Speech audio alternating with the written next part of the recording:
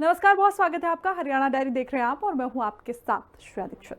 मुख्यमंत्री नायब सिंह सैनी ने गुरुग्राम में श्रमिक सम्मान जागरूकता समारोह में हिस्सा लिया और दयालु योजना के तहत राशि जारी की और इस दौरान कई श्रमिकों का सम्मान भी किया गया। मुख्यमंत्री ने श्रमिकों की सुविधा को लेकर कई ऐलान भी किए। रिपोर्ट देखिए। हरियाणा के मुख्यमंत्री नायब सिंह सैनी ने दयालु योजना के तहत 2,959 लाभार्थियों के बैंक खातों में 111 करोड़ 93 लाख रुपए जारी किए। उन्होंने 150 लेबर चौक पर शेल्टरों के निर्माण का ऐलान किया।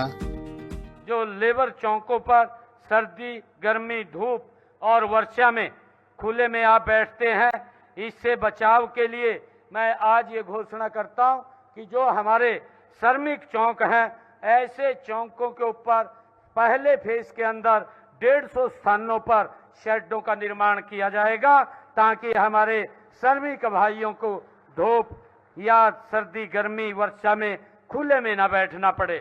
मित्रों, मैं प्रदेश में 5 अत्याधुनिक श्रमिक सुविधा केंद्र ये भी स्थापित किए जाएंगे। ये केंद्र सिंगल विंडो हब के रूप में कार्य करेंगे। इनमें श्रमिकों को पंजीकरण, आवेदन, आईडी कार्ड, नौकरी खोज सहायता और कल्याण योजनाओं के प्रति जागरूकता प्रदान की जाएगी। जिनकी नौकरी छूट जाती है उन्हें दोबारा नौकरी देने के लिए एक पोर्टल बनाया जाएगा, जिसमें उनकी दक्षता भी बढ़ाई जाएगी।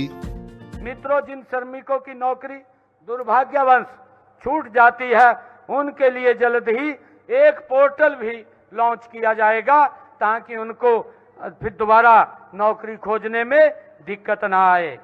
यह पोर्टल कैरियर काउंसलिंग, रिकाउंसलिंग और अप स्किलिंग कार्यक्रमों तथा प्लेसमेंट सहायता के लिए सक्रिय प्लेटफॉर्म के रूप में ये काम करेगा। मित्रों, विकसित भारत 2047 के विजन के तहत अब विभिन्न अधिनियमों जैसे factories act, contract labour act, BOCW act, inter state migrant worker act और मोटर वर्कमैन एक्ट के अंतर्गत एक पंजीकरण आवश्यक होगा। एक ही पंजीकरण प्रमाण पत्र जारी किया जाएगा, जिसमें ईज ऑफ डूइंग बिजनेस को और बढ़ावा मिलेगा। महिलाओं को हरियाणा में नाइट शिफ्ट करने की भी अनुमति होगी। श्रम से संबंधित मामलों के निपटारे के लिए 5 नए लेबर कोर्ट खोले जाएंगे। जब हम विकसित भारत 2047 की बात करते हैं, तो अपनी आधी जनसंख्या यानी कि महिलाओं को पीछे नहीं छोड़ सकते। अब महिलाएं अब उन क्षेत्रों में भी कार्य कर सकेंगी जो पहले उनके लिए बंद थे। रात की शिफ्ट में महिलाओं को कार्य करने की अनुमति की सुविधा अब कॉन्ट्रैक्ट वर्कर तक भी बढ़ा दी जाएगी। मैं ये भी घोषणा करता हूं कि हम श्रमिकों को तेजी से न्याय दिलाने के लिए राज्य में 5 नए श्रम न्यायालय सोनीपत, गुरुग्राम, सोहना, पलवल और बावल में स्थापित कर रहे हैं। अब ऑनलाइन ई कोर्ट्स के माध्यम से भी श्रमिक विवादों का निपटारा किया जाएगा। मोटर ट्रांसपोर्ट वर्कमैन एक्ट के तहत ऑनलाइन ऑटो रिन्यूअल सुविधा भी शुरू की जा रही है। निर्माण श्रमिकों के लिए कौशल विकास योजना लाई जाएगी। श्रमिकों के कौशल विकास के लिए मैं मुख्यमंत्री श्रमिक कौशल विकास योजना की घोषणा कर रहा हूं। इस योजना में संगठित व निर्माण श्रमिक और उनके आश्रित व्यवसायी प्रशिक्षण कार्यक्रमों का निःशुल्क लाभ प्राप्त कर सकेंगे। अब से जिन प्रतिष्ठानों में 20 से कम श्रमिक काम करेंगे, उन्हें पंजीकरण से छूट मिलेगी। मुख्यमंत्री ने कहा कि श्रमिक विकसित भारत 2047 बनाने में बड़ी भूमिका निभाएंगे। सिलिकोसिस बीमारी होने पर श्रमिकों का पुनर्वास किया जाएगा। नायब सिंह सैनी सरकार ने मोबाइल ऐप लॉन्च किया है, जिससे श्रम कल्याण योजनाएं श्रमिकों तक आसानी से पहुंच जाएगी। मुख्यमंत्री ने बताया कि निर्माण श्रमिकों पर 11 साल में हरियाणा सरकार ने 3,866 करोड़ रुपए खर्च किए हैं। ब्यूरो रिपोर्ट, हिंदी खबर।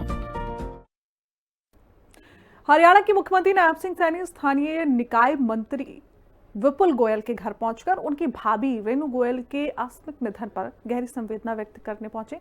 ऐसे में मुख्यमंत्री ने इस मौके पर चित्र पर पुष्प अर्पित कर श्रद्धांजलि दी और शोक संतप्त परिवार से मुलाकात कर उन्हें ढांढस बंधाया। उन्होंने कहा कि इस कठिन घड़ी में परिवार को धैर्य बनाए रखना चाहिए और ईश्वर से प्रार्थना की कि वे दिवंगत आत्मा को अपने श्री चरणों में स्थान दें तथा शोकाकुल परिजनों को इस गहन दुख को सहन करने की शक्ति प्रदान करें।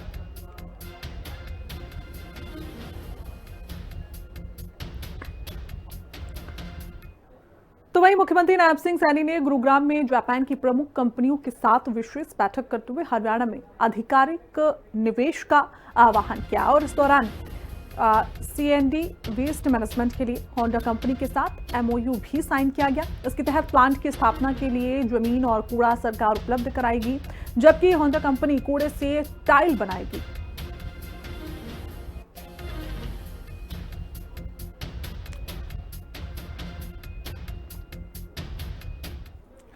तो वहीं मुख्यमंत्री नायब सिंह सैनी ने पावर ग्रिड टाउनशिप में जीएसटी बचत उत्सव कार्यक्रम को संबोधित किया। उन्होंने जीएसटी बचत उत्सव में हितधारकों से संवाद भी किया। उद्योग एवं वाणिज्य मंत्री राव नरबीर सिंह भी कार्यक्रम में मौजूद रहे। कार्यक्रम में tax bar association, market association और आरडब्ल्यूए प्रतिनिधि भी उपस्थित थे।